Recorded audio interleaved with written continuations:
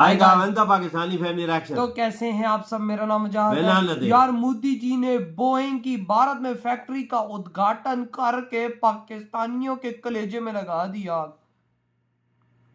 कर दिया कर दिया। और यार मोदी जी ने आज 2-3 दिन बोला था कि बनाने वाला है, तो उद्घाटन भी कर दिया। ये क्या इन्होंने वैसे किया, लेकिन और मुकाजरा मोदी जी ने खुद किया लेकिन अब ये वॉच करते तब इसके बारे में हमें कुछ आइडिया लगेगा। भाई साहब ये हुआ क्या, तो कौन करते स्टार्ट।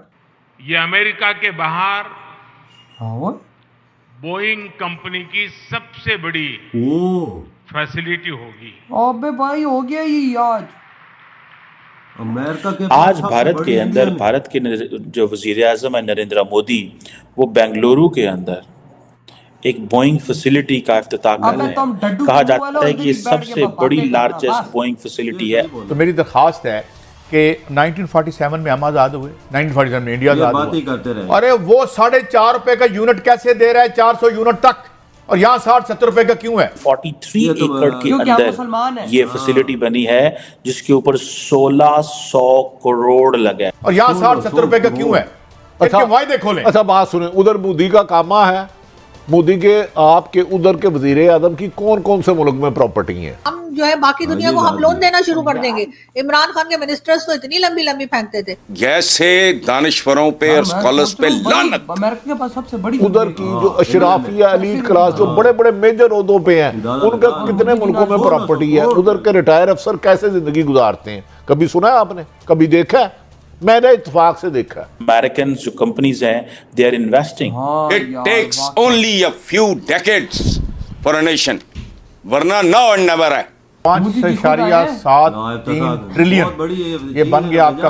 आप किसी को क्या देने की सलाहियत रखते हैं, किसी से खरीदने की क्या सलाहियत है आपके पास, बिजनेस तो वहां कैसे होगा। इंडिया की एक नई एयरलाइन है अकासा, ये कितना बड़ा ऑर्डर है, 150 जहाज का अगर आप ऑर्डर करते हैं तो ये कितना बड़ा जहाज है। जय हिंद दोस्तों, a very warm welcome to Hindustan special channel. Prime minister Narendra Modi ने शुक्रवार को कर्नाटक की राजधानी बेंगलुरु में दिग्गज अमेरिकी विमान कंपनी बोइंग के ग्लोबल टेक्नोलॉजी सेंटर कैंपस का उद्घाटन किया। इस नए अत्याधुनिक कैंपस का नाम Boeing India engineering and technology centre BIETC रखा गया है। यह कैंपस कैंपेगौड़ा इंटरनेशनल एयरपोर्ट के पास बेंगलुरु के बाहरी इलाके देवनाली में स्थित है। 43 एकड़ में फैला यह कैंपस अमेरिका के बाहर बोइंग का सबसे बड़ा निवेश है। अत्याधुनिक Boeing India engineering and technology centre campus करीब 1600 करोड़ रुपए की लागत से 43 एकड़ जमीन पर बना है। Hitech defence and aerospace park में बना यह कैंपस भारत में G1 स्टार्टअप, निजी और सरकारी परिवेश के साथ साझेदारी के लिए एक आधारशिला बनेगा। बोइंग का यह सेंटर वैश्विक वैमानिकी एवं रक्षा उद्योग के लिए अगली पीढ़ी के उत्पादों और सेवाओं को विकसित करने में मदद करेगा। आज भारत के अंदर भारत के जो वजीर आजम है नरेंद्र मोदी, वो बेंगलुरु के अंदर एक बोइंग फैसिलिटी का इफ्तिताह कर रहे हैं। कहा जाता है कि ये सबसे बड़ी लार्जेस्ट बोइंग फैसिलिटी है अमेरिका के बाहर, जो बेंगलुरु के अंदर ही हैज इनॉग्रेटेड। अमेरिका में है तो उसके बाद ये देखें कि अमेरिकन जो कंपनीज हैं, दे आर इन्वेस्टिंग, और ये उस इन्वेस्टमेंट का ये फायदा हो रहा है कि वहाँ पर जारी बात है जॉब्स क्रिएट होंगी। इंडिया को जरूरत है बहुत सारे अपने उनको जहाज चाहिए। अभी मैं देख रहा था कि इंडिया की एक नई एयरलाइन है अकासा, उन्होंने कोई तकरीबन इंटरनेशनल फ्लाइट्स 2024 में शुरू कर रहे हैं। तकरीबन 150 बोइंग 737 जो है उसका ऑर्डर से लिए रहे हैं।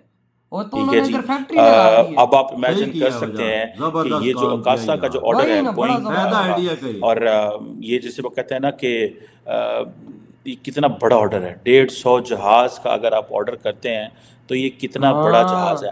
अब कर्नाटका जो डेवलपमेंट इंडेक्स जो ऑफिशियल मैं देख रहा था, उनके जो हैंडल में देख रहा था, वो ये कह रहे हैं कि ये 43 एकड़ के अंदर ये फैसिलिटी बनी है, जिसके ऊपर 1600 करोड़ लगा है। ये कर्नाटका डेवलपमेंट इंडेक्स जो है, ये एक इसने ये एक्सप्लेन किया।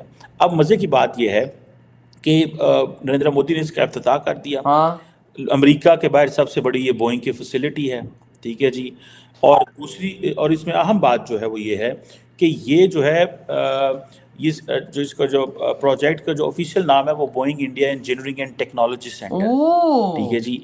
और इसकी ये आप समझ लें कि ये अमेरिका का और इंडिया का ये जो है ना, ये जो पार्टनरशिप है उसको one of the corner stone ये है कि ये अब ये private sector and government sector एक इकोसिस्टम क्रिएट कर रहे हैं इंडिया के अंदर, और नेक्स्ट जनरेशन सर्विसेज और प्रोडक्ट्स तैयार करेंगे ये इंडिया के अंदर। भाई साहब करेंगे ना हमारी, अब मैं क्या बोलूं यार, मैं क्या बोलूं, तुम लोग बात करते हो कि भाई हम एक साथ आज़ाद हुए तो हम मुसलमान है ना, हमारा पाकिस्तान अलग ही हुआ था इसीलिए कि हम कुछ अलग उखाड़ेंगे तो हम उखाड़े हैं ना भाई, बस इतना ही होता है ना, और क्या है, अलग हम उखाड़े तो हमें फख्र होना चाहिए, हम इस देश में आज़ादी से रह रहे हैं, हम अपनी नमाज मस्जिद में आज़ादी से पढ़ सकते हैं पास, और तुम्हें इस चीज़ पे फख्र होना चाहिए, और क्या है, तुम्हें और क्या चाहिए, तुम्हें और को तो कुछ नहीं चाहिए इस दुनिया में, क्या लेना देना हमारा, तुम बस मस्जिद में आज़ादी से जाके भाई सब नमाज पढ़ते हो। भाई भारत में तो मुसलमान जिस तरह भाई आज़ादी से मस्जिद नहीं जाते, मस्जिद जा रहे हो तो उनके गले काट दिए जाते हैं, क्यों? वहां पर देखो आज वहां का लीडर क्या कर रहा है, बोइंग कंपनी की फैसिलिटी तो अमेरिका से के बाद भारत के अंदर सबसे बड़ी, आज वो खुद उधर गया बंदा, भाई साहब उसका इफ्तिताह उसने किया, शर्म नहीं आ रही आज हमें इधर बैठ के, पाकिस्तान में क्या हम लोग, पाकिस्तान ईरान ही लगा हुआ है, इधर से यहाँ के बैठ के लोग बोल रहे ईरान को ही ठोक के रख दो, उधर से ईरान बोल रहा होगा पाकिस्तानी को, अबे तुम लोग मुसलमान से लड़े और तुम लोग क्या हिंदुओं की बातें करते हो यार यहाँ पर बैठ के, उल्टा ये बोलते हैं कि इंडिया की साजिश है। हाँ, और नहीं चल मैं इंडिया की बात नहीं करूंगा, मैं इधर इनकी बात करूंगा। अब ईरान मुसलमान नहीं है, क्या तुम मुसलमान नहीं हो? ईरान तुम्हारी मार रहा है और तुम लोग ईरान की मार रहे हो। और यार तुम इंडिया के बारे में ये बात करते हो कि हम किस चीज का इंडिया के साथ मुकाबला कर सकते हैं? मैं इधर की ये जो सारा दिन इन्होंने ये जहर घोल रहे होते हैं, जहर कर खाली एक मैं बोलता हूँ कोई कार फैक्ट्री बना के बना इनकी होती तो मैं बोलता कि कार फैक्ट्री है, कुछ भी नहीं है। तो बोंग त्यारे की बात कर रहा है, बोंग त्यारा बनाता है इंडिया, वही ना, अब देखो आप भाई साहब मेड इन इंडिया बोंग त्यारे बनेंगे और वो मेड इन इंडिया लिखो यार, उनमें ताकत भी तो है, तड़ भी तो है भाई साहब। 150 जहाज अगली कंपनी सिर्फ कंपनी खरीद रही है। देख जो उन्होंने बोला है कि इधर ही फैक्ट्री मोदी इधर ही लगाओ, दे इधर ही हमें दो, और भाई अब हजारों नौकरियां और कंपनियां भी भाई साहब बोइंग त्यारे लेंगी, एक्सपोर्ट भी होंगे, जाहिर बात है। अब वहां पर फैक्ट्री लग गई है तो अब 150 जहाजों के लिए थोड़ी ना लगी है। और देखो मोदी जी ने वहां पर क्या बात की है, हमारी और अमेरिका की दोस्ती की सबसे बड़ी एग्जांपल है कि अमेरिका के पास सबसे बड़ी फैसिलिटी आज भारत के अंदर लग गई। कितने प्राउड से वो बंदा सीना ठोक के बोल रहा था यार, ते सीना ठोक के उधर जाता भी है ना, फिर उधर इन्वेस्टर को लेके भी इधर आता है, लेकर ये भी प्राउड की बात है ना। देखो ना इधर हम लोग गोरे गिर रहे खुद आके, मुसलमान भाई आजाद नेशन है, मुसलमान हम लोग अपने देश में भाई हमें खाने को रोटी ना मिले लेकिन हम मुसलमान, इनके अंदर एक ही है बस जज्बा और जिहाद करो, इंडिया को मारो, और कुछ भी नहीं है भाई। हमारे मीडिया पे भी यही बातें आजकल चल रही हैं, जो ईरान पे हमला इन्होंने किया है, हमारा मीडिया ऐसा है ना, और कोई हो ना, हमारा मीडिया कहता है भारत को मुंह तोड़ जवाब देते हैं तो भाई ईरान के खिलाफ कैसे हम पीछे हट सकते हैं, हमने उनको भी दिया और भारत को तुम लोगों ने कहा किया। और यार ऐसी बातें मत किया करो, उधर देखो कि भाई वो आज बोइंग त्यारे अपने देश के अंदर बनाएंगे और यार सारे पार्ट्स वगैरह बोइंग के उधर से मिलेंगे।